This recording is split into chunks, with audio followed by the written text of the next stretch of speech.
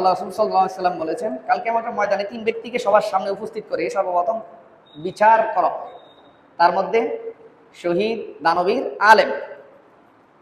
তাহলে বোঝা যায় শহীদকেও জিজ্ঞাসা করা হবে কার জন্য তুমি জীবনটা দিয়ে এসেছো। সে বলবে আল্লাহ আপনার জন্য। আল্লাহ সুবহানাহু বলবেন তুমি মিথ্যা কথা বলেছো। তুমি তোমার বীরত্ব, তোমার সাহসিকতা এবং তোমাকে মানুষ বীর বাহাদুর বলবে, বীর মুক্তিযোদ্ধা বলবে, বীর বিক্রম বলবে, এই খেতাব, এই উপাধি পাওয়ার জন্য তুমি লড়াই করেছো। তুমি বস্তুত আমার জন্য করো নাই। আল্লাহ সুবহানাহু ওয়া তাআলা সবার নিয়ত, এটা মূলত নিয়তের হাদিসে আসছে, তার নিয়তের এই গন্ডগোলের কারণে তাকে জাহান্নামে ফেলা হবে।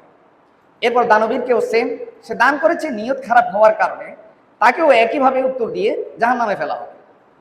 তৃতীয়ত আলেমকে ডাক দেওয়া হবে আর বলা হবে যে তুমি যে এলেম শিখেছো সে এলেম অনুযায়ী কতটুকু আমল করেছো এবং এই এলেমের প্রচার প্রসার তুমি কতটুকু করেছো। এই এলেমটা কি দুনিয়া কামাইয়ের উদ্দেশ্যে তুমি হাসিল করেছো, অর্জন করেছো, নাকি আমি আল্লাহ সুবহানাহু ওয়া তাআলার সন্তুষ্টি লাভের জন্য অর্জন করেছি?